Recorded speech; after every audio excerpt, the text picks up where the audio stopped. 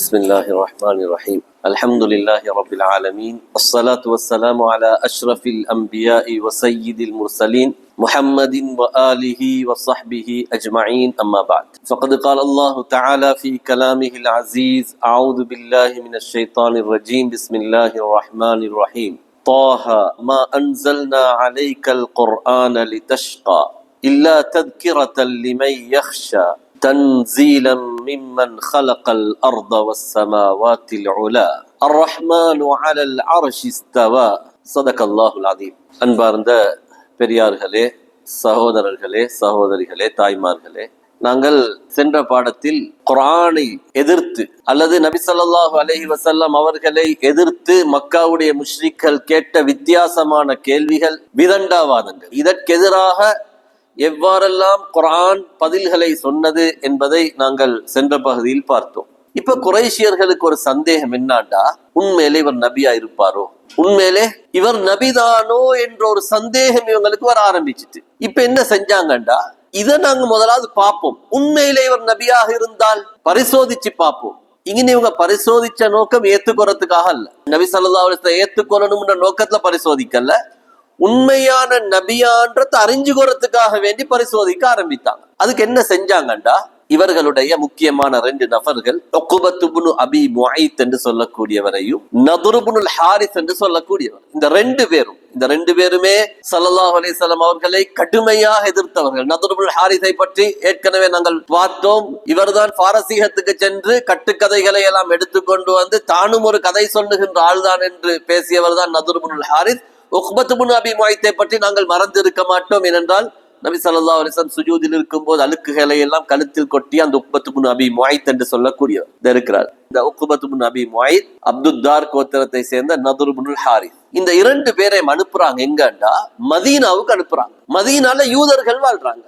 ஏற்கனவே முன்னால் உள்ள நபிமார்களுடைய வேதங்கள் அருளப்பட்ட இந்த யூதர்களிடத்தில் இவர் உண்மையான நபியா என்பதை கேட்டுக்கொண்டு வருவோம். ஏன்னா மக்காவாசிகளுக்கு இப்ராஹிம் அலைஹிஸ்ஸலாத்துக்கு பின்னால வேற எந்த நபிமார்களை பத்திய பெரிய அறிமுகம் ஒன்று இல்லை. அப்ப யூதர்களுக்கு தான் நபிமார்களை பத்தி தெரியும். எனவே இவரும் ஒரு நபியா என்பதை பரிசோதிக்கிறதுக்கு என்ன செய்வோம், மதீனால இருக்கிற யூதர்கள்ட்ட இந்த 2 பேரையும் அனுப்புவோம். இவர்கள் போய் விசாரிச்சு கொண்டு வரட்டும், இவர் உண்மையிலே நபிதானான்னு சொல்லி. இப்ப இந்த 2 பேரும் மதீனாவுக்கு போயிட்டு யூதர்களை சந்திச்சு யூதர்கள்ட்ட சொல்றாங்க, இந்த 2 பேரும், எங்கட ஊர்ல ஒரு ஆள் உண்டு, இப்படியான வித்தியாசமான வசனங்களை எல்லாம் ஓதுகிறார், அவர்கிட்ட வித்தியாசமான பண்புகள் எல்லாம் ஈக்குது, இப்படி ஒரு சிஃபத்துள்ள இப்படியான குர்ஆன ஓதக்கூடிய ஒரு மனிதர் இருக்கிறார், இவர் நபி என்று சொல்றார், இவர் உண்மையிலே நபிதானா என்று கேட்கிறார். அதுக்கு யூதர்கள் சொன்னாங்க, நீங்களே முடிவு செஞ்சு கொள்றதுக்கு நாங்க உங்களுக்கு ஒரு விளக்கத்தை தரோம். அவர் நபியா இல்லையான்றத நீங்களாகவே முடிவு செஞ்சு கொள்ளலாம், அதுக்கு நாங்க உங்களுக்கு ஒரு விளக்கத்தை தாரோம் என்று சொன்னாங்க. நாங்க 3 கேள்விகளை சொல்லித்தரோம். இந்த 3 கேள்விகளை வைத்து நீங்க அந்த முஹம்மது என்றவர்கிட்ட, அந்த நபர்கிட்ட நீங்க கேட்டீங்கன்னா, அவர் பதில் சொல்வாராக இருந்தா அவர் உண்மையிலே நபி, அவரை பின்பற்றுங்க. அவர் பதில் சொல்லாட்டி அவர் இட்டு கட்டக்கூடிய முத்தகவ்வில், பொய்யை இட்டு கட்டக்கூடிய ஒரு பொய் சொல்றால், நீங்க அவரை அலட்டி கொள்ள தேவையில்ல என்ற செய்திய சொல்றாங்க. இப்ப இந்த உக்பத் இப்னு அபி முஐத்தும் நதுர் இப்னு ஹாரிஸும் மக்காவுக்கு வர குறைஷியர்கள்ட்ட சொன்னாங்க, இன்னி ஜித்துக்கும் பிஃபஸ்லி மா பைனக்கும் வ பைன முஹம்மதின், உங்களுக்கும் முஹம்மதுக்கும் இடையில உள்ள பிரச்சனைக்கு ஒரு கடைசி முடிவை நாங்க எடுத்துக்கொண்டு வந்திருக்கிறோம். இவர் உண்மையிலே நபியா இல்லையான்றத எங்களாலேயே பரிசோதிச்சு பார்க்குகின்ற ஒரு விஷயத்தை எடுத்துக்கொண்டு வந்திருக்கிறோம். கேட்டாங்க, அதை என்ன சொன்னாங்க, ஆளை கூட்டிட்டு வாங்க. இப்ப நபி ஸல்லல்லாஹு அலைஹி வஸல்லம் அழைத்து வரப்படுறாங்க. ஸல்லல்லாஹு அலைஹி வஸல்லம் அவங்கள்ட்ட 3 கேள்விகளை கேட்கிறாங்க. அப்ப அந்த யூதர்கள் என்ன சொல்லி கொடுத்தாங்கன்னா, 3 கேள்விகள். ஒன்று, சலூஹு அன் ஃபித்யத்தின் ஹலகு ஃபித் தஹ்ரில் அவ்வல், முற்காலத்தில் சில வாலிபர்கள் இறந்து போனார்கள், இந்த வாலிபர்களை பற்றிய விவரத்தை அவர் சொல்லணும். 2வது, சலூஹு அனிர் ரஜுலி தவாஃப் அல்லதி பலக மஷாரிகல் அர்தி வ மகாரிபஹா, கிழக்கிலிருந்து மேற்கு வரை சுத்திய ஒரு நபர், இவரை பத்தி விவரத்தை கேளுங்க. அடுத்தது, சலூஹு அனிர் ரூஹி மாஹிய, உயிர் என்றால் என்ன, உயிரை பத்திய விளக்கம். இந்த 3 விளக்கத்தை அவர் சொன்னா நபி. இப்ப ரசூலுல்லாஹி ஸல்லல்லாஹு அலைஹி வஸல்லம் அவங்கள்ட்ட இந்த 3 கேள்வியை கேட்கிறாங்க. அதாவது வாலிப கூட்டம் ஒன்று முற்காலத்தில் வாழ்ந்தார்கள், அவர்களுடைய ஒரு வித்தியாசமான அற்புதமான வாலிபர்கள், இவர்களை பத்தி சொல்லுங்க. 2வது, உலகத்தை சுற்றிய ஒரு மனிதர். 3வது, உயிருடைய உண்மை தன்மை என்ன? இந்த 3 கேள்விகளை கேட்கிறான். ரசூலுல்லாஹி ஸல்லல்லாஹு அலைஹி வஸல்லம் சொன்னாங்க, நான் நாளைக்கு சொல்றேன். இன்ஷா அல்லாஹ் சொல்றதுக்கு மறந்துட்டான். இன்ஷா அல்லாஹ் சொல்ல கிடைச்சது. இப்ப அடுத்த நாள் மக்காவுடைய முஷ்ரிக்கள் கேட்கிறாங்க, வஹி வரல. அடுத்த நாள் வஹி வருகிறது. 15 நாட்கள் வஹி வருகிறது இல்ல. மக்காவுல இப்ப ஒரு செய்தி பரவிட்டு இவருக்கு பதில் தெரியாது. ஏன்னா மக்கள் இது ஒரு பேசு பொருள். எல்லாரும் 3 கேள்வி பதில் சொன்ன நபி என்றது ஒரு பரவலான செய்தி. 15 நாட்கள் வஹி வரல. இப்ப மக்கள்கிட்ட ஒரு பேசு பொருள், இவர் உண்மையிலே நபியா இல்லையான்னு ஒரு சந்தேகம். ஸல்லல்லாஹு கடுமையான கவலை. ஏன்னா இத செய்திய சொன்னா நபி ஸல்லல்லாஹு அலைஹி வஸல்லம் நினைச்சாங்க எல்லாரும் தீனுக்கு வந்துருவாங்க. அவனோட விருப்பம் அதானே, எல்லா மக்களும் இஸ்லாத்துக்கு வரணும். கண்ணியமானவர்களே, 15 நாட்களுக்கு பின்னால ஜிப்ரீல் அலைஹிஸ்ஸலாம் சூரத்துல் கஹ்ஃப எடுத்துக்கொண்டு இறங்குறாங்க. அங்க வலமேல் ஓதக்கூடிய சூரா கஹ்ஃப், அதோடைய 6வது வசனத்துல ஜிப்ரீல் அலைஹிஸ்ஸலாம் சொல்றாங்க, எடுத்துக்கொண்டு இறங்குறாங்க அல்லாஹ்வுடைய வார்த்தைய, ஆறுதல் வார்த்தை. فَلَعَلَّكَ بَاخِعٌ نَفْسَكَ عَلَى آثَارِهِمْ إِن لَّمْ يُؤْمِنُوا بِهَذَا الْحَدِيثِ أَسَفًا. நபியே, குறைஷியல் உங்கள்கிட்ட வந்து பேசிட்டு போய்த்தோன்னே அவங்க ஈமான் கொள்ளலன்னு சொல்லி நீங்க ரொம்ப கவலைப்பட்டு உங்களை நீங்களே மாய்ச்சு கொள்ள போறீங்களா? நீங்க உங்களே அழிச்சு கொள்ள போறீங்களா? இந்த மக்காவுடைய முஸ்லிம்கள் இஸ்லாத்துக்கு வரலன்னு சொல்லி நீங்களே உங்களை மாய்ச்சு கொள்ள போறீங்களா? அல்லாஹ் சொன்னா நீங்க கவலைப்படுவான். ஏனென்றா இவர்களை மட்டுமல்ல, இவர்களுக்கு முன்னால வாழ்ந்த சமூகமும் எப்படி இருந்தாங்க? ஆதாரங்களை கேட்பாங்க, கொடுத்தா ஏத்துக்கொள்ள மாட்டாங்க. இது பழைய கதை, இது இன்றைக்கு நேத்து வந்ததல்ல. ஆதாரங்கள் கேட்பாங்க, கொடுத்தா ஏத்துக்கொள்ள மாட்டாங்க.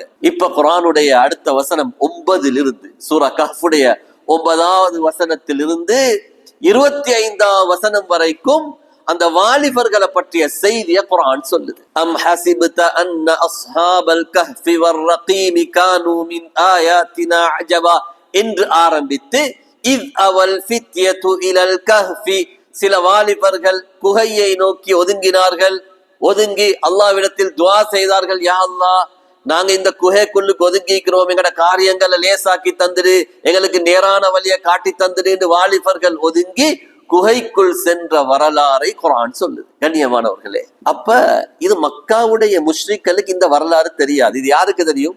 யூதர்களுக்கு தெரியும் இந்த வரலாறு. இப்ப யூதர்கள் என்ன செஞ்சாங்கண்டா, இதை டெஸ்ட் பண்றதுக்காக ஸல்லல்லாஹு அலைஹி வஸல்லம் அவங்களை பரிசோதிக்கிறதுக்கு தான் மக்கா முஷ்ரிக்கள் இந்த கேள்வியை கொடுத்து அனுப்பினாங்க. இப்ப மக்காவுடைய முஷ்ரிக்கள் கேட்டோன்னே குர்ஆன் மிக தெளிவாக சொல்லுது அவங்க யார். அவங்களுடைய எண்ணிக்கையில் யூதர்கள்ட்ட கருத்து வேற்றுமை இருந்துச்சு. அந்த கருத்து வேற்றுமையை குர்ஆன் தெளிவாக சொல்லுது. இத்தனை நபர், அவங்களோட வந்த நாய் இத்தனாவது என்று அவர்களுக்கு இடையில் இருந்த கருத்து வேற்றுமை என்ன, அவங்களோட போன நாயை பத்தி குர்ஆன் சொல்லுது.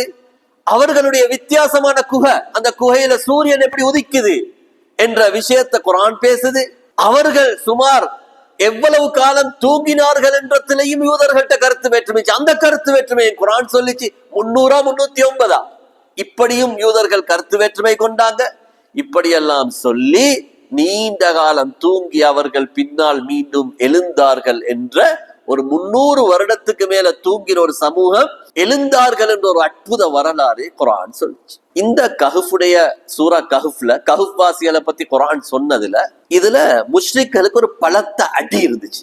அவங்களா கேள்வி கேட்டு அவங்களுக்கா வந்த ரிட்டன் அவங்களுக்கு படுமோசமாக இருந்துச்சு. ஏனென்றா அவங்க வெறும் கேட்டது இந்த வாலிபர்களை பத்தி சொல்லுங்க. குர்ஆன் வாலிபர்களை பத்திய முழு வரலாறையும் சொல்லி அந்த வாலிபர்கள் ஏன் இங்க முக்கியத்துவம் வாயிறாங்க, சூரா கஹ்ஃப்ல ஏன் அந்த வாலிபர்களுக்கு முக்கியத்துவம் ஈக்குதுண்டா, அந்த காலத்துல நாங்க ஏற்கனவே கஹ்ஃபை பத்தி ஆரம்ப பகுதியில நாங்க சொல்லிக்கிறோம், ஆரம்ப 2வது 3வது பகுதியில பேசிக்கிறோம். ஏன் அந்த வாலிபர்களுக்கு முக்கியத்துவம்டா, அன்றைய காலத்தில் இருந்த அரசன் கொடுங்கோலனுக்கு எதிராக ஒரு சில வாலிபர்கள் தைரியமாக நின்று அல்லாஹ் குர்ஆன்ல சொல்றான், வரபத்னா அலா குலூபிஹிம் இஸ் காமு, அவர்கள் நின்ற போது அவர்களுடைய உள்ளத்தை நாங்கள் திடப்படுத்தினோம், அவங்களுக்கு ஒரு தைரியத்தை கொடுத்தோம். அவ்வளவு பெரிய சக்கரவர்த்திக்கு முன்னால நின்று ரப்புனா ரப்புஸ் ஸமாவாதி வல் அர்த், எங்கட ரப்பு வானம் பூமிகளை படைத்த அல்லாஹ் என்று அவர்கள் தைரியமாக சொன்ன நேரத்தில் நாங்கள் அவர்களை திடப்படுத்தினோம் என்ற விஷயம்தான் கஹ்ஃப் வாசிகளுடைய வரலாறு. ஏன் இத குர்ஆன் சொல்லிச்சீண்டா,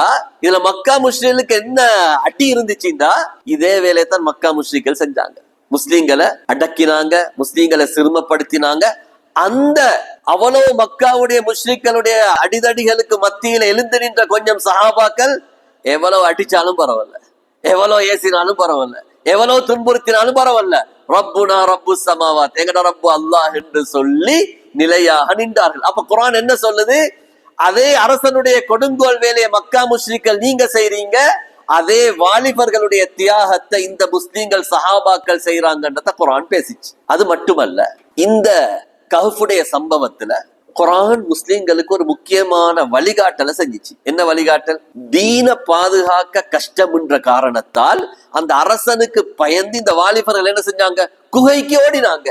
எனவே குர்ஆன் ஒரு விஷயத்த சொல்லுது, மக்கால உங்களுக்கு தீன பாதுகாக்கலாம், உங்களுக்கு அடிக்கிறாங்க, உங்களை துன்புறுத்தி உங்களோட வாயிலிருந்து நிர்பந்தமா ஷிர்க்குடைய வார்த்தையை எடுக்கிறாங்கண்டா நீங்க மாற்று வழியை யோசிங்க. உங்களுக்கு மாற்று வழி இருக்குது. எப்படி குகைவாசிகள் அந்த ஊரை விட்டு அவர்களுடைய எல்லா சொகுசையும் விட்டு போட்டு குகைக்குள் ஓடி ஒளிந்தார்களோ, உங்களுக்கும் என்ன இருக்குது? ஹிஜ்ரத் போறதுக்கான சந்தர்ப்பம் இருக்குது என்ற சைக்கினையையும் அல்லாஹு தஆலா சொன்னார். மூணாவது முக்கியமான விஷயம், அன்றைய அந்த மக்காவுடைய முஷ்ரிக்கள் அல்லாஹ்வை நம்பி இருந்தாங்க. அந்த விஷயங்களை நாங்க பாத்துக்கிறோம். அல்லாஹ்வை நம்பி இருந்தாங்க. ஆனா மௌத்துக்கு பின்னால் ஒரு வாழ்க்கையை நீக்குன்றதை மறுத்தாங்க. மௌத்தோட கதை முடிஞ்சு. அப்படிதான் மக்காவுடைய முஸ்லிம்கள் நம்பி இருந்தாங்க. அப்ப குர்ஆன் என்ன சொல்லிச்சுன்னா, 300 வருடம் வாழ்ந்தவர்கள், 300 வருடம் தூங்கியவர்களை நாங்க அப்படியே எழுப்பாட்டு எழுமுண்டா, மௌத்தான உங்களை எங்களுக்கு எழுப்பாட்டுறது பெரிய விஷயம் இல்ல என்ற அல் பஅஸு பஅதல் மௌத், மௌத்துக்கு பின்னால் மீண்டும் எழுப்பப்படுகின்ற வாழ்க்கையை சொல்வதும் இந்த கஹ்ஃபுடைய முக்கியமான நோக்கமாக இருந்துச்சு. இப்ப 2வது கேள்வி கேட்டான்,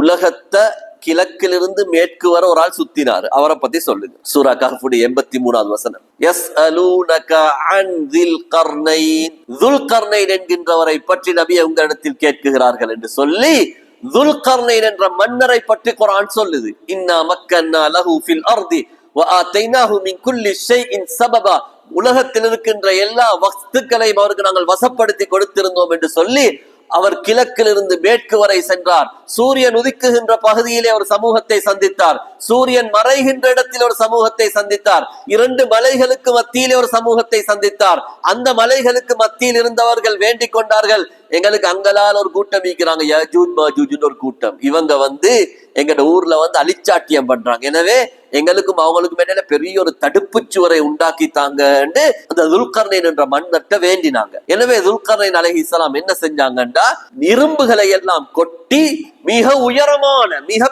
பிரமாண்டமான ஒரு சிவரொண்டை கட்டி அந்த யஜூஜ் மாஜூஜுக்கு வர முடியாத ஒரு தடுப்பு சுவரொண்டை எழுப்பினார்கள் என்று சூரா கஹ்ஃப் பேசுகின்றார். கண்ணியமானவர்களே, இந்த 2 கேள்விக்கு குர்ஆன் பதில் சொல்லிச்சு. 3வது கேள்வி, ரூஹ்ண்டா என்ன? உயிர்ண்டா என்ன? இதுக்கு சூரா இஸ்ரா, பனு இஸ்ராயில் சொல்லக்கூடிய சூரா இஸ்ராவுடைய 85வது வசனம் இத பத்தி பேசிச்சு.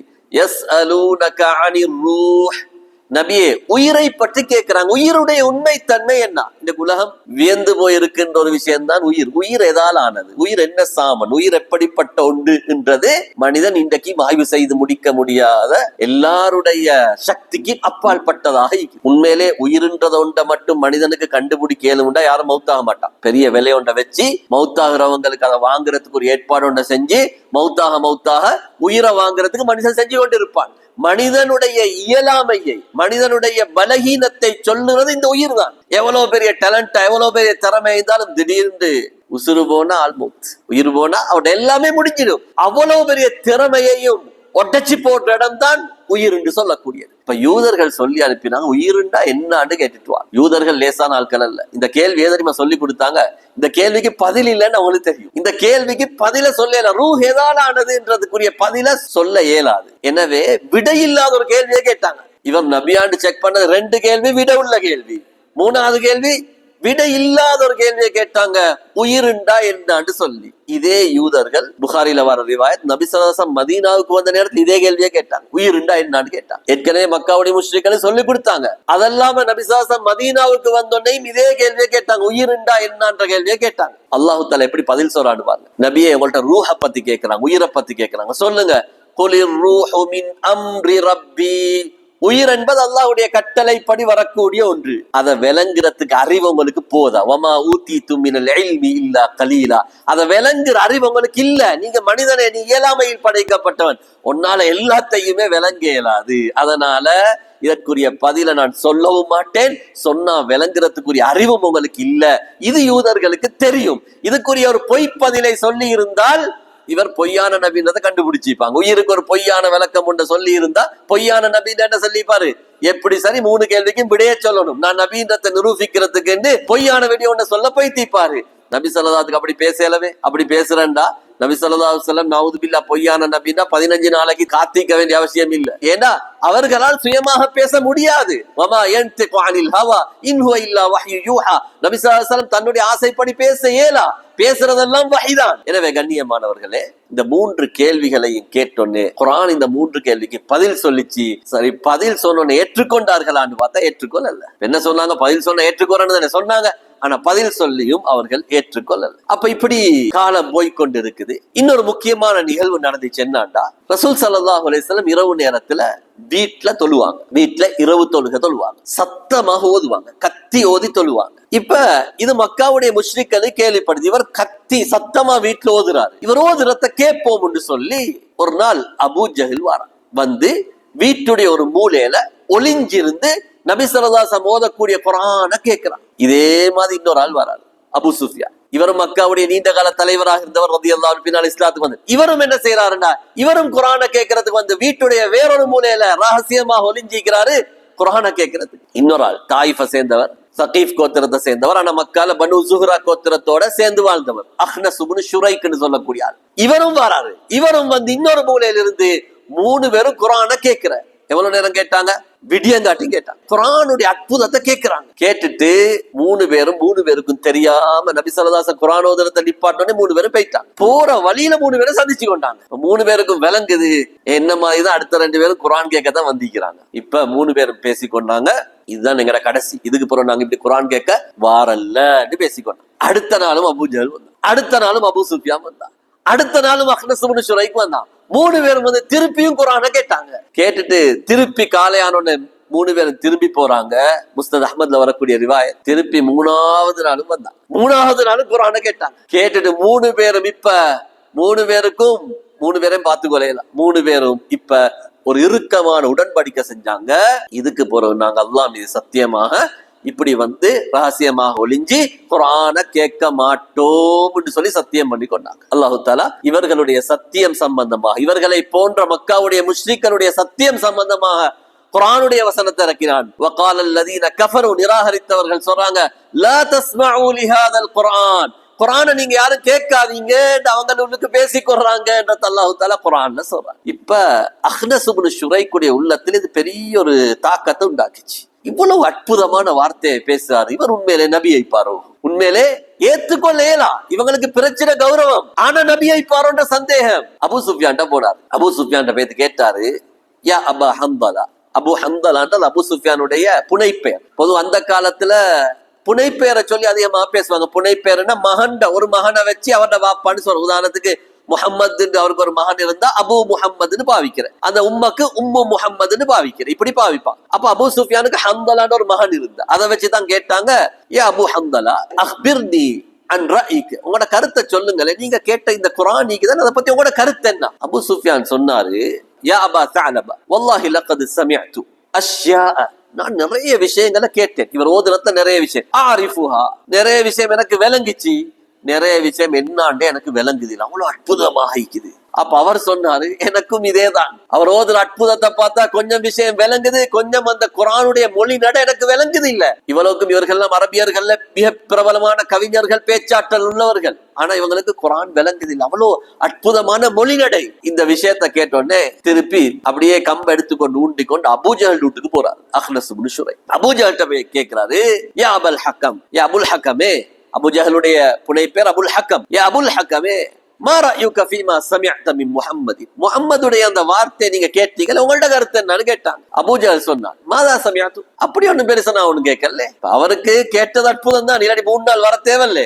3 நாள் வந்து கேட்டவர் கௌரவத்தை விட்டு கொடுக்காம என்ன சொல்றாரு, மாதா சமிஅது, அப்படி ஒண்ணு நான் பெருசா என்னதான் கேட்டேன் என்று சொல்லிட்டு சொன்னாரு, தனாஸஅனா நஹ்னு வ பனு அப்தி மனாஃபின் அஷ்ஷரஃப், நாங்களும் அப்து மனாஃப் ஃபேமிலி, இந்த ஃபேமிலி பிரச்சனையை சொல்றாரு, நாங்க பனு மக்ஸூமும் முஹம்மது ஸல்லல்லாஹு அலைஹி வஸல்லம் கோத்திரமாகிய அப்து மனாஃப் கோத்திரமும் கௌரவத்தை தேடி போட்டி போட்டோம். அவங்க கொண்டு செஞ்சா நாங்க கொண்டு செய்வோம், எங்களுக்கு இடையில அப்படித்தான் போட்டி இருந்துச்சு, 2 குடும்ப போட்டி. சொன்னாரு, அத்தஅமு ஃபஅத்தஅம்னா, அவங்க யாருக்காலும் பெரிய சாப்பாடு ஒன்று போட்டா நாங்களும் சாப்பாடு போட்டோம், அத்தௌ ஃபஅத்தைனா, அவங்க யாருக்காலும் அள்ளி கொடுத்தா நாங்களும் கொடுப்போம், அவங்க உதவி செஞ்சா நாங்களும் உதவி செய்வோம்.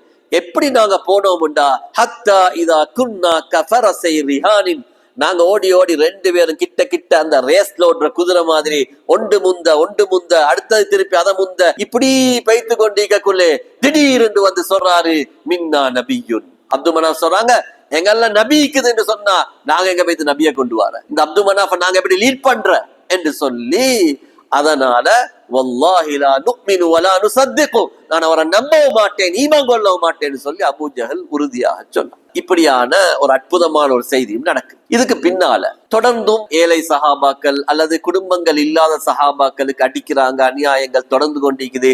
மக்காவுடைய நிலைமையில பெரிய ஒரு மாற்றம் ஒன்று இல்ல, குறைஷியர்கள் தலைவர்கள்ட்ட பெரிய மாற்றம் ஒன்று வருதில்லை, தொடர்ந்து அடி தொடர்ந்து அநியாயம் நடந்து கொண்டிருக்குது. இப்ப குர்ஆனுடைய வசனம் வருகிறது, யா இபாதியல்லதீன ஆமனு இன்ன அர்தி வாசிஆ ஃபஇய்யாய ஃபஅபுதுன். ஈமான் கொண்ட என்னுடைய அடியார்களே, அல்லாஹ்வுடைய பூமி விசாலமானது, நீங்க மக்கால தான் இருக்கணும்ன்ற தேவையில்லை, நீங்க மக்கால தான் இருக்கணும்ன்ற தேவையில்லை, அல்லாஹ்வுடைய பூமி விசாலமானது, என்ன வணங்குங்க என்று சொல்லி அல்லாஹ் தஆலா ஒரு சைக்கினைய சூசகமாக சொல்றான். உங்களுக்கு உங்களோட தீனை பாதுகாத்து கொறேன்டா ஹிஜ்ரத்து போகலாம், உங்களுக்கு மக்காவை துறந்து உங்களோட தீன மார்க்கத்தை பாதுகாத்து கொறதுக்காக போகலாம். எங்களுக்கு தெரியும், ஏற்கனவே அதுக்கு முன்னால் அருளப்பட்ட சூரா கஹ்ஃபும் அதைத்தான் சொல்லிச்சு, உங்களோட மார்க்கத்தை நீங்க பாதுகாத்து கொறன்னு என்ன செய்யலாம், உங்களுக்கு ஹிஜ்ரத் போகலாம் என்ற அனுமதியை கொடுத்துச்சு. இப்ப என்ன செய்யறாங்கன்றா, ரசூல் ஸல்லல்லாஹு அலைஹி வஸல்லம் ஹிஜ்ரத் போறதுக்காக மக்களை தூண்டினாங்க, மக்காவை துறந்து போங்க. சஹாபாக்கள் கேட்டாங்க, ஐன யா ரசூலல்லாஹ், எங்க போறது? நபி ஸல்லல்லாஹு அலைஹி சொன்னாங்க, ஹபஷாவுக்கு போங்க, நீங்க ஹபஷாவுக்கு போங்க. இது மக்கால இருந்து இது ஹபஷாவுடைய பகுதி, இதன் அவங்க ஹிஜ்ரத் போன ரோட், அவங்க மக்கால இருந்து ஹபஷாவுக்கு ஹிஜ்ரத் சென்ற பகுதி. ரசூலுல்லாஹி ஸல்லல்லாஹு அலைஹி சொன்னாங்க, நீங்க ஹபஷாவுக்கு ஹிஜ்ரத் போங்க என்ற அனுமதியை கொடுக்குறாங்க. கண்ணியமானவர்களே, அப்ப ஹபஷாவுக்கு ஹிஜ்ரத் போறதுக்கு நபி ஸல்லல்லாஹு அலைஹி வஸல்லம் சொன்னதுக்கு உலமாக்கள் பல காரணங்கள் எழுதுறாங்க. அது ஒன்று, நபி ஸல்லல்லாஹு அலைஹி வஸல்லம் அவங்களே தெளிவாக சொன்னாங்க, ஃபஇன்ன பிஹா மலிகன் லா யுظ்லமு இன்தஹு அஹதுன். அந்த நாட்டில் இருக்கிற அரசர் இருக்கிறாரே, அவர் யாருக்கும் அநியாயம் செய்ய மாட்டார், நல்ல அரசர் இருக்கிறார். அஸ்ஹமா, அவருடைய பேர் அஸ்ஹமதன் நஜாஷி என்று சொல்லக்கூடியார். பொதுவாக அங்குள்ள எல்லா மன்னருக்கும் நஜாஷின்னு சொல்றது அரச பெயர், அதெல்லாம் அவருடைய சொந்த பெயர் அஸ்ஹமா என்று சொல்லக்கூடிய அந்த மன்னர் இருக்கிறார், அவர் ஒரு நல்ல மனிதர் என்று ரசூலுல்லாஹி ஸல்லல்லாஹு அலைஹி வஸல்லம் சொன்னார். இரண்டாவது காரணம், கடல் கடந்துதான் போடும். மக்காவாசிகள் முஸ்லிம்களை திருப்பி தாக்க வரதாக இருந்தாலும் ஏனைய பகுதிகள் மாதிரி அல்ல. இப்ப யமனுக்கோ மதீனாவுக்கோ அல்லது ஷாமுக்கோ பாரசீகத்துக்கோ போறதாக இருந்தா கடல் தாண்ட தேவையில்லை. அப்ப கடல் தாண்டக்கூடிய ஒரு பகுதி ஹபஷாவுடைய பகுதி. எனவே ரசூலுல்லாஹி ஸல்லல்லாஹு அலைஹி வஸல்லம் சொன்னாங்க, ஹபஷாவுடைய பகுதிக்கு போங்கன்னு சொன்னாங்க. மூணாவது காரணம், ஹபஷா நல்ல வியாபாரத்துல முன்னுரிமை இருந்துச்சு, நல்ல வியாபார சந்தையுள்ள பகுதியாக ஹபஷா இருந்துச்சு.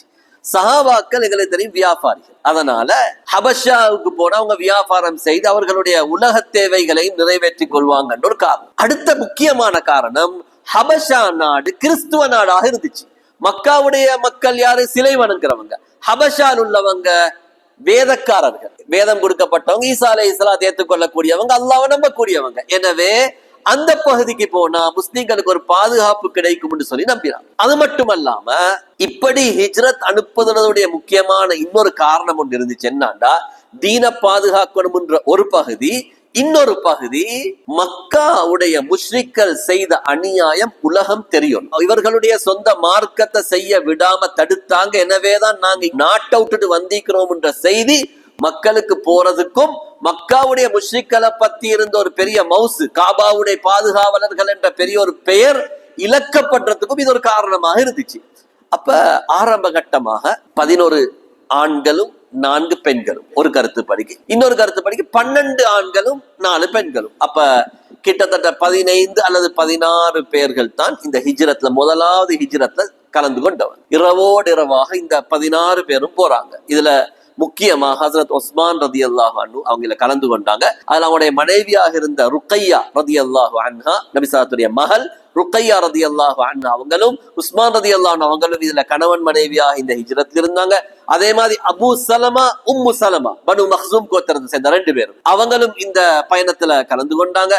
அதே மாதிரி உம்மு அப்துல்லா பின்த் ஹஸமா என்று சொல்லக்கூடியவங்க, அதே மாதிரி அவர்களுடைய கணவராக இருந்த ஆமிர் என்று சொல்லக்கூடியவங்க, அதே மாதிரி ஏனைய சஹாபாக்கள் ஹஸரத் ஸுபைர் ரலியல்லாஹு அன்ஹு, அப்துர் ரஹ்மான் இப்னு அவுஃப் ரலியல்லாஹு அன்ஹு, ஹாத்திப் ரலியல்லாஹு அன்ஹு, அப்துல்லாஹ் இப்னு மஸ்ஊத் ரலியல்லாஹு அன்ஹு, சுஹைல் இப்னு பைதா ரலியல்லாஹு அன்ஹு போன்ற 12 சஹாபாக்கள் இந்த ஹிஜ்ரத்ல கலந்து கொண்டாங்க. இதுல அப்துல்லா இப்னு மஸ்ஊத் ரலியல்லாஹு அன்ஹு தவிர மத்த எல்லாமே குறைஷியர்களுடைய முக்கியமான கோத்திரத்தை சேர்ந்தவங்க. நாங்க யோசிக்கப்பட ஹிஜ்ரத் போ அனுமதி கொடுத்தோன்னே பிலால் ரதி, ஹப்பாப் ரதி, இந்த சுஹைப் ரதி, அதாவது கோத்திரம் இல்லாத அடிபட்டு கொண்டிருந்த அவங்கதான் ஹிஜ்ரத் போனாங்கன்றதல்ல. குறைஷியர்களுடைய முக்கியமான கோத்திரத்தை சேர்ந்தவர்கள் இந்த ஹிஜ்ரத்ல கலந்து கொண்டாங்க. அதுல இன்னொருவர் கணவன் மனைவியாக கலந்து கொண்ட ஒரு ஆள் தான் அப்து ஷம்ஸ் கோத்திரத்தை சேர்ந்த உத்துபாட மகன் அபூ ஹுசைஃபா ரலியல்லாஹு அன்ஹு. அதே மாதிரி ஆமிரி கோத்திரத்தை சேர்ந்த தீனை எதிர்த்த சுஹைலுடைய மகள் சஹ்லா பின்த் சுஹைப். இப்படியான 12 பேர்கள் இந்த ஹிஜ்ரத்ல ராவோட ராவாக ஜித்தாக்கு வைத்து அங்கிருந்து 2 கப்பல்ல ஹபஷாவுக்கு செல்லக்கூடிய 2 கப்பல்ல ஏறி போறான். இந்த செய்தி மக்காவுடைய முஷ்ரிக்களுக்கு கிடைச்சது. இவங்க எங்கட ஊரை தாண்டி பைத்துட்டாங்கன்னு எங்களுக்கு ஒரு கேவலம். எங்கட அநியாயத்தின் பொறுக்க முடியாம தானே போனன்னு ஒரு பேர் வரும். எனவே இவங்களை தடுக்கணும்னு சொல்லி மக்காவுடைய ஒரு குரூப் ஒன்று, ஒரு குழு ஒன்று வருது இவங்களை தடுக்கிறதுக்கு. ஆனா அல்லாஹ்வுடைய ஏற்பாடு, அவங்க வாரத்துக்குள்ளுக்கு சஹாபாக்களுடைய அந்த குழு பாதுகாப்பாக ஹபஷாவுக்கு போறாங்க. ஹபஷால மன்னர் நல்ல ஒரு வரவேற்பு கொடுக்கிறாரு. அடுத்ததாக முக்கியமான இப்படியான சோதனை தான் தொடர்ந்து சஹாபாக்களுக்கும் ரசூல் ஸல்லல்லாஹு அலைஹி வஸல்லம் அவங்களுக்கும் சோதனைக்கு மேல சோதனை, அடுத்தடுத்து சோதனை வந்து கொண்டிருக்குது. இந்த கட்டத்துல தான் தீன்ல ஒரு மறுமலர்ச்சி, ஒரு சந்தோஷமான ஒரு ஒலிக்கீற்றொண்டு இந்த இஸ்லாத்துல வீச ஆரம்பிச்சிச்சு. அதுதான் முக்கியமான ஒரு வரலாற்று நிகழ்வு. ஹஸரத் ஹம்ஸா ரலியல்லாஹு அன்ஹு அவர்கள் இஸ்லாத்தை ஏற்றுக்கொண்ட நிகழ்வு. ஹம்ஸா ரலியல்லாஹு அன்ஹு எங்களுக்கு தெரியும், ரசூலுல்லாஹி ஸல்லல்லாஹு அலைஹி வஸல்லம் அவருடைய பால்குடி பல வகையில நாங்க அவருடைய உறவை பத்தி பேசிக்கிறோம். பால்குடி சகோதரரும் தான், சாட்சவும் தான், ஸல்லல்லாஹுடைய வாப்பட தம்பியும் தான். அதே மாதிரி ஹம்ஸா ரலியல்லாஹுடைய உம்மா ஹாலான்ற பெண்ணும் ரசூல் ஸல்லல்லாஹுடைய உம்மா ஆமினான்ற பெண்ணும் நெருக்கமான ஜுஹ்ரா கோத்திரத்தை சேர்ந்த ஒரே உறவினர்கள். அப்ப இப்படி வச்சு பார்க்கக்குள்ளே மிக நெருக்கமானவர்கள், கிட்டத்தட்ட ஒரே வயது. ஹம்ஸா ரதிக்கும் ஸல்லல்லாஹு அலைஹி வஸல்லம் அவங்களுக்கும் சாச்சா மகன் என்ற உறவு இருந்தாலும் கிட்டத்தட்ட 1-2 வருடங்கள் தான் வித்தியாசம். இதெல்லாம் நாங்க சென்ற பல பாடங்களை பேசிக்கிறோம். ஹம்ஸா ரலியல்லாஹு அன்ஹு மக்காவுல ஒரு பேர் போன ஆள், வீரத்துல ஒரு பேர் போன ஒரு ஆள் தான் ஹம்ஸா ரலியல்லாஹு அன்ஹு. கொஞ்சம் திடகாத்திரமான ஆள், மக்களால் மிகவும் மதிக்கப்படுகின்ற ஒரு ஆள் தான் ஹம்ஸா ரலியல்லாஹு அன்ஹு. இவங்க என்ன செய்வாங்கன்னா வேட்டைக்கு போவாங்க. வேட்டைக்கு போய்த்து வேட்டையாடிட்டு வீட்டுக்கு வருவாங்க. ஆனா வீட்டுக்கு வரதுக்கு முன்னால எப்பயும் அவங்களோட வளமை என்னண்டா காபத்துல்லாக்கு வருவாங்க. வேட்டைக்கு வைத்து ஹம்ஸா ரலியல்லாஹு அன்ஹு காபாவுக்கு வந்து காபாவை தவாஃப் செஞ்சுட்டு மக்கா குறைஷியர்களுடைய சபைக்கு வைத்து அவங்களோட சலாம் சொல்லி பேசிட்டு தான் வளமையில ஹம்ஸா ரலியல்லாஹு அன்ஹு வீட்டுக்கு போவாங்க.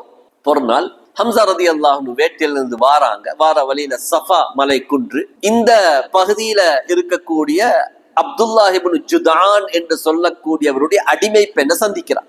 அப்துல்லாஹ் இப்னு ஜுதான், இவரை பத்தி நான் ஏற்கனவே ஒரு பாடத்தை சொல்லிக்கிறேன்.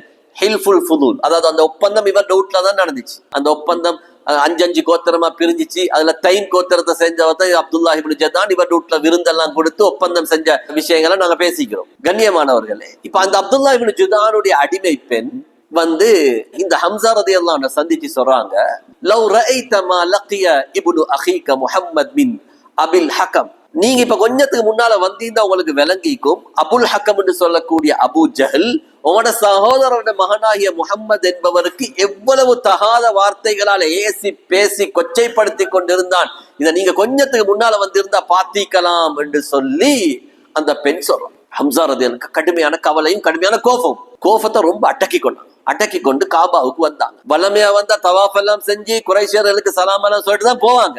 இன்றைக்கு வாராங்க கடுமையான கோபத்தோட. காரணம், என்னுடைய சகோதரருடைய மகன், இவளுக்கும் ஹம்ஸா ரலியல்லாஹு இஸ்லாத்தை ஏற்றுக்கொண்டில்லை. ஆனா நபி ஸல்லல்லாஹு முஹப்பத்தாக இருந்தாங்க, குடும்பம் என்ற அன்பும் இருந்துச்சு. ஹம்ஸா ரலியல்லாஹு அன்ஹு அப்படி வந்து காபா கிட்ட வராங்க. அபூ ஜஹல் உட்கார்ந்திக்கிறான் அவனோட சஹாக்களோட.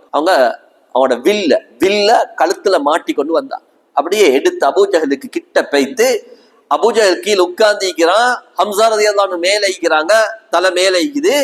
அவனோட வில்ல எடுத்து தலை கொண்டு அடிச்சாங்க. தலைக்கு காயம் வர அளவுக்கு கடுமையாக தாக்கினான். ஹம்ஸா ரலியல்லாஹு தாக்கிட்டு ஒரு வார்த்தை பாவிச்சாங்க, அத்தஷ்துமுஹு வ அனா அலா தீனி, அபூ ஜஹலே முஹம்மதை திட்டுகிறாயா, நானும் அவரோட மார்க்கத்தை தான் நிற்கிறேன். அகூலு மா யகூல், அவர் எதை சொல்லுவாரோ அதை நானும் சொல்லக்கூடிய ஆள் தான். நீ நான் வேற மார்க்கம்னு நினைச்சி கை வச்ச முனையாது, நானும் அவரோட மார்க்கம் தான். உனக்கு 7 முண்டா ருத்த அலைய இனிஸ்ததா, உனக்கு 7 முண்டா இதுக்கு பதில் தான்னு சொன்னான். எவ்வளவு தைரியம் வைப்பான். அவனை சூழ் அவனோட ஆட்களை மீக்கக்குள்ளே பைத்து மக்காவுடைய தளபதி மக்சூம் கோத்திரத்துடைய தலைவருக்கு அடிச்சு சொல்றாங்க, என்னது 7 முண்டதுக்கு எனக்கு பதில் தா என்று சொன்ன நேரத்துல இத கேட்ட மக்சூம் கோத்திரத்துக்கு கோபம் வந்துட்டு, ஹாஷிம் கோத்திரத்தை சேர்ந்தோரால் எங்கட மக்சூம் கோத்திரத்து தலைவருக்கு வந்து கைய வச்சுக்கிறான்னு சொல்லி அவங்க எல்லாரும் குழம்பி அடிக்க போனான். ஹம்சா ரலியல்லாஹு அன்ஹு டக்குன்னு அபூஜஹல் சொன்னான், கை வச்ச வானாம், அல்லாஹ் மீது சத்தியமாக நான் இவருடைய சகோதரருடைய மகனுக்கு கடுமையான வார்த்தையில் ஏசினது உண்மைதான், அதனால நீங்க பிரச்சனை பட்டுக்கொள்ள வானாம்னு சொல்லி சொன்னாங்க. நாங்க இதுக்கு முன்னாலே அபூஜஹல் ஒரு விஷயத்தை பார்த்தோம். அபூஜஹல் அபுல் பக்தரி, அதாவது அபூஜஹல் நபிசாத்துக்கு அநியாயம் செஞ்ச நேரத்துல அபுல் பக்தரி போய் அபூஜஹலுக்கு அடிச்சா. அபுல் பக்தரி இஸ்லாத்துக்கு வந்தீங்கல்ல, தீனுக்கு உதவி செஞ்ச ஒரு காஃபிர் தான் அபுல் பக்தரி. அப்ப அந்த நேரத்திலேயும் அபுல் பக்தரிக்கு அடிக்க போன நேரத்துல அபூஜஹல் சொன்னான், இல்ல உண்மைதான், நான் இவருக்கு முகமதுக்கு சரியான அநியாயம் செஞ்சுட்டேன் என்றதை ஒத்துக்கொண்டான். இங்கேயும் என்ன செஞ்சான் அபூஜஹல், நீங்க யாரும் கோத்திர பிரச்சனைக்கு பைத்திரவான வேணா, கோத்திர பிரச்சனைக்கு போனா சில நேரம் ஹாஷிம் கோத்திரத்துள்ள எல்லாரும் இஸ்லாத்தை ஏற்றுக்கொண்டுடுவாங்கன்ற பயம் அபூஜஹலுக்கு இருந்துச்சு. அதனால சொன்னான், நீங்க கோத்திரங்கள் சண்டை பிடிச்சு கொள்ள வானாம்னு சொல்லி அபூஜஹல் சொன்னான். அப்ப ஹம்சா ரலியல்லாஹு அன்ஹு இப்ப வீட்டுக்கு போறாங்க. வீட்டுக்கு போயிட்டு இரவெல்லாம் அவங்களுக்கு யோசிக்க, நான் சொன்ன வார்த்தை என்ன, உண்மையிலேயே நான் மதம் மாறிட்டேனா, என்ற மூதாதையர்களுடைய மார்க்கத்துல நான் உண்மையிலே விட்டுட்டேனான்னு ஒரு யோசனை அவங்களுக்கு இருந்துச்சு. காலையில போனாங்க, ரசூல் ஸல்லல்லாஹு அலைஹி வஸல்லம் அவங்களை சந்திச்சாங்க. சந்திச்சு சொன்னாங்க, உன மார்க்கத்தை கொஞ்சம் என்ன சொல்லித்தாங்க. ஸல்லல்லாஹு அலைஹி வஸல்லம் தீனை சொல்லி கொடுத்தாங்க.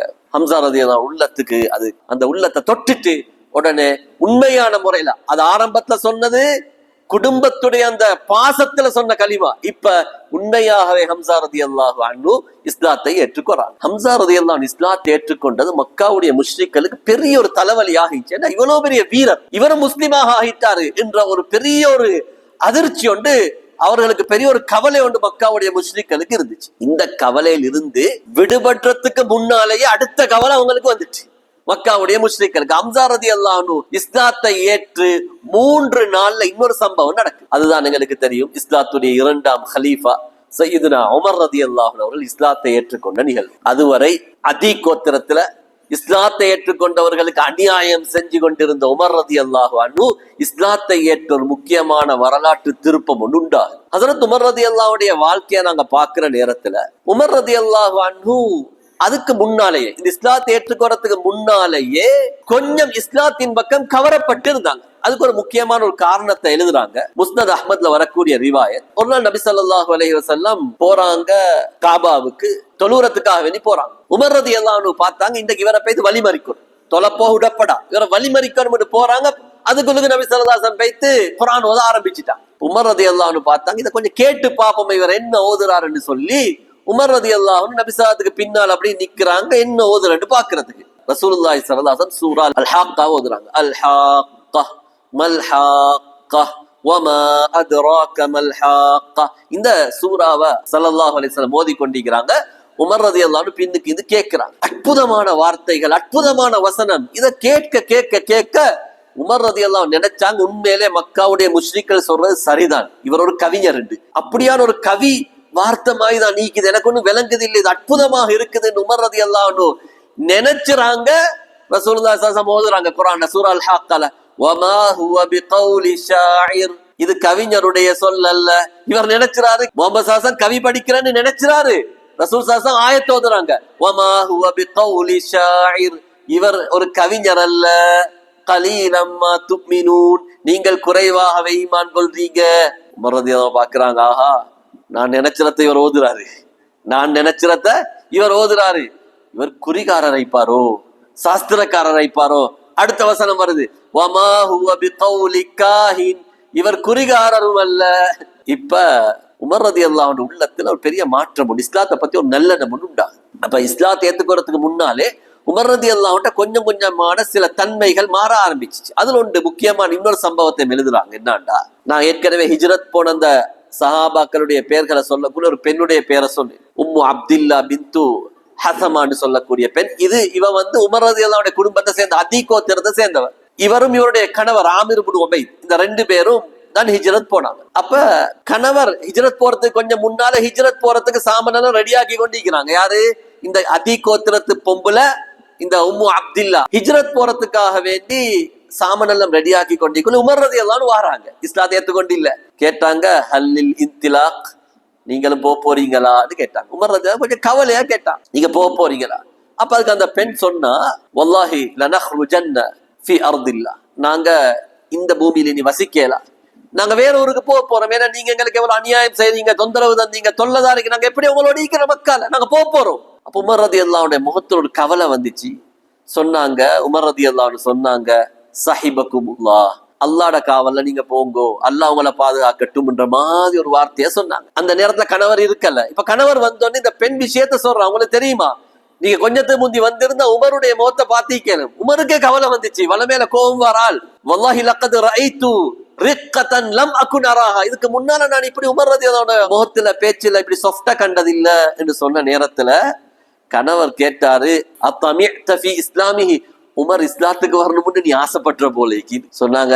அல்லாஹ் சத்தியமா ஆசைப்பட்டேன் உமர் இஸ்லாத்துக்கு வரணும்னு சொல்லி. அதுக்கு அந்த கணவர் சொன்னாரு, லா யுஸ்லிமுல் லதி ரஐதி ஹத்தா யுஸ்லிம ஹிமாரு ஹத்தாபின், உமர்ட வாப்பா ஹத்தாப்ட கழுத இஸ்லாத்துக்கு வந்தாலும் இந்த உமர் இஸ்லாத்துக்கு வர மாட்டான். உமர்ட வாப்பா ஹத்தாபிக்கிறாரே, ஹத்தாப் வீட்டுள்ள கழுத தான் இஸ்லாத்தை ஏற்றுக்கொண்டாலும் உமர் ஒரு நாளும் இஸ்லாத்துக்கு வர மாட்டார். அவ்வளவுக்கு தீன் எதிர்க்கிறாள் தான் உமர் என்று சொல்லி அந்த கணவர் சொல்றார். அப்ப உமர் ரலியல்லாஹு இப்படியான சில மாற்றங்கள் தெரிய ஆரம்பிக்கும். அதே மாதிரி உமர் ரலியல்லாஹு இஸ்லாத்தை ஏற்றுக்கொறதுக்கு சில நாட்களுக்கு முன்னால ரசூலுல்லாஹி ஸல்லல்லாஹு அலைஹி வஸல்லம் அவங்க ஒரு துஆ செஞ்சாங்க. இந்த துஆவும் முக்கியமாக உமர் ரலியல்லாஹு இஸ்லாத்துக்கு காரணமாக இருக்கு. ரசூலுல்லாஹி ஸல்லல்லாஹு அலைஹி வஸல்லம் சொன்னாங்க, அல்லாஹ்ட்ட துஆ செஞ்சாங்க, அல்லாஹும்ம அஇஸ்ஸல் இஸ்லாம பி அஹப்பிர் ரஜுலைன், யா அல்லாஹ் இரண்டு மனிதர்களில் யாருக்கு விருப்பமோ அவரை கொண்டு இந்த தீனை கண்ணியப்படுத்துவாயாக. ஒன்று உமர் இப்னுல் கத்தாப், அடுத்தது அம்ர் இப்னு ஹிஷாம். ஒன்று அபூ ஜஹல், அடுத்தது உமர்.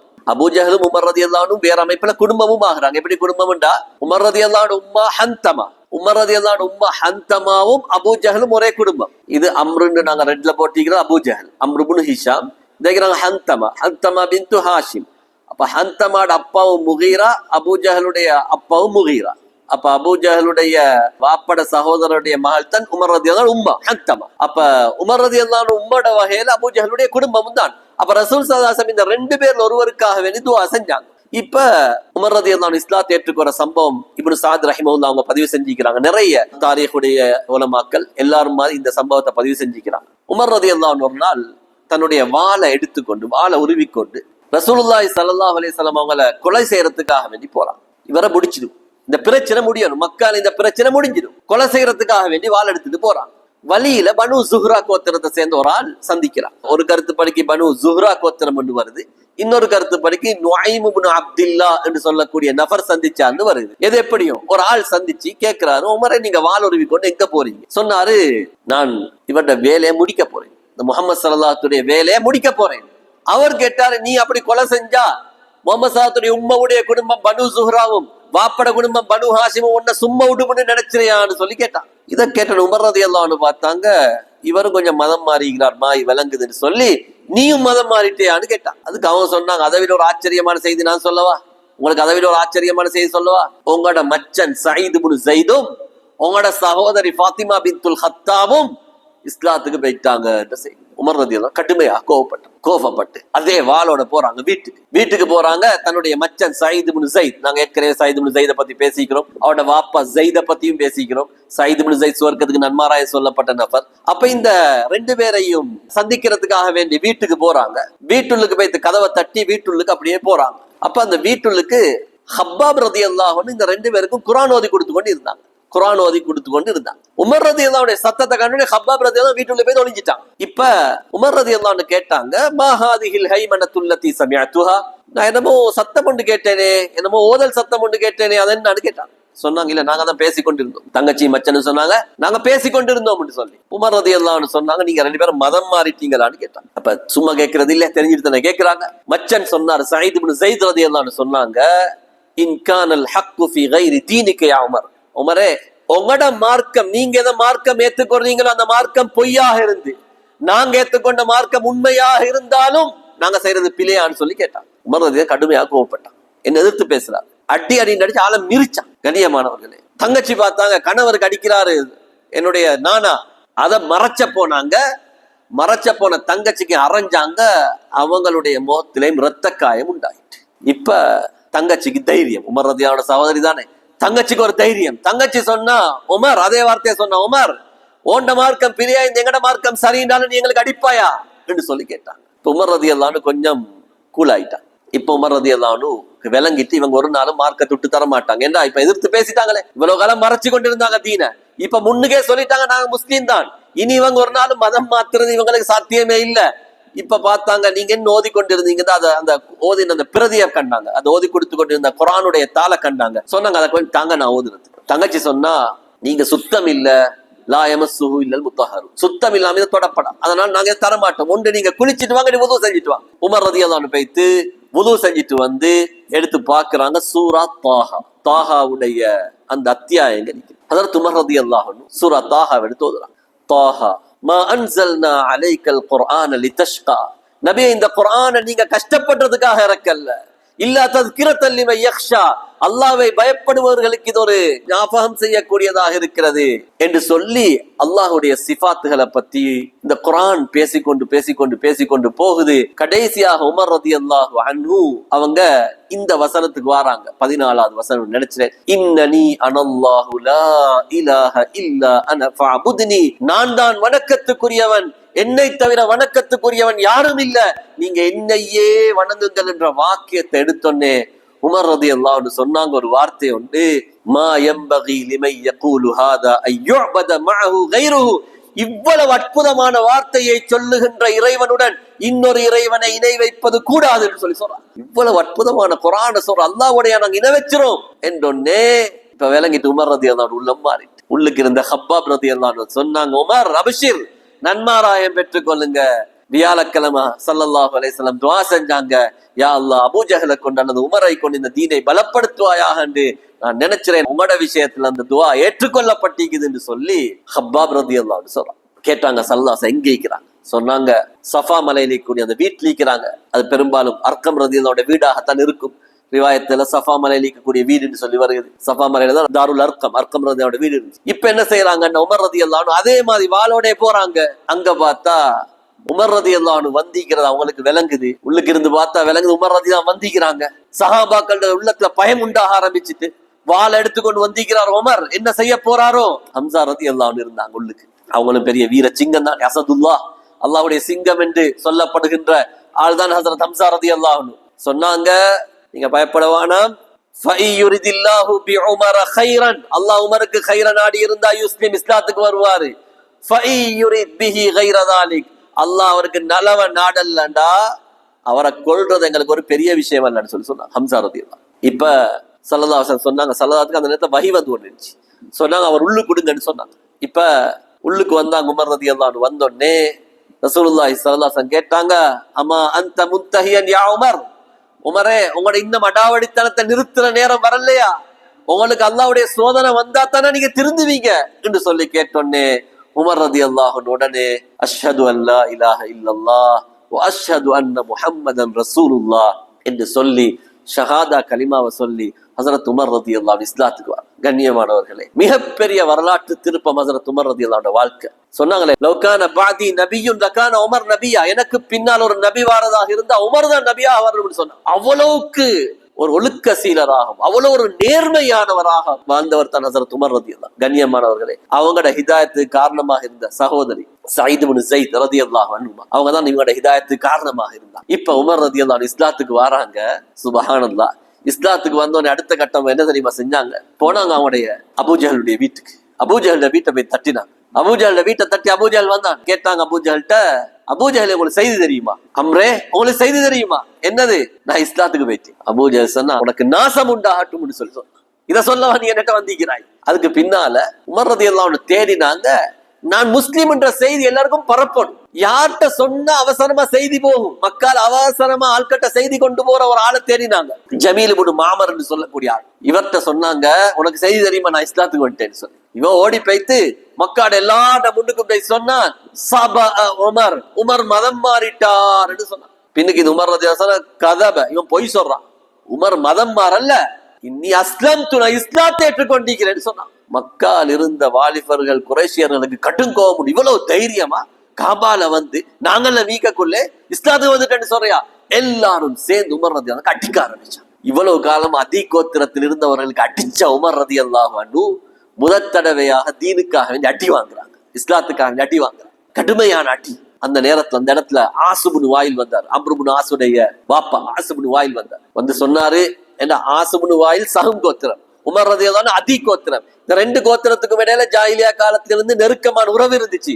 அவர் சொன்னாரு, நீங்க இப்படி உமரை அடிச்சு அவங்கள அதி கோத்திரம் சும்மா விடுமா, நீங்க இவரை விட்டுடுங்கன்னு சொல்லி ஆசுபுனு வாயில் வந்து உமர் ரலியல்லாஹு அன்ஹு காப்பாத்தினார். கண்ணியமானவர்களே, ஹஜ்ரத் அப்துல்லாஹ் இப்னு மஸ்ஊத் ரலியல்லாஹு அன்ஹு சொல்றாங்க, புகாரில வர செய்தி, எப்ப உமர் ரலியல்லாஹு அன்ஹு இஸ்லாத்துக்கு வந்தாங்களோ அன்றைக்கு நாங்க ஒரு கண்ணியத்தை உணர ஆரம்பித்தோம். அதுக்கு முன்னால் ஒரு சிறுமைப்பட்டு இருந்தோம்.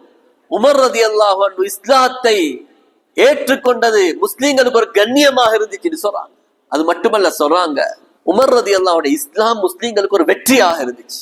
உமர் ரலியல்லாஹு அன்ஹு இஸ்லாம் முஸ்லீம்களுக்கு ஒரு வெற்றியாக இருந்துச்சு. அவங்க ஹிஜ்ரத் போனது முஸ்லீம்களுக்கு ஒரு உதவியாக இருந்துச்சு. அவங்க ஆட்சி செஞ்சது முஸ்லீம்களுக்கு ரஹ்மத்தாக இருந்துச்சு. உமர் இஸ்லாத்தை ஏற்றுக்கொள்ளுகின்ற வரைக்கும் நாங்கள் பகிரங்கமாக காபாவில் தொழ முடியாதவர்களாக இருந்தோம். என்று உமர் இஸ்லாத்துக்கு வந்தாரோ பகிரங்கமாக காபாவில் தொழக்கூடியவர்களாக மாறினோம். அவ்வளவு பெரிய தைரியம் ஒன்று உண்டாகிச்சு சொல்லி சொல்றாங்க.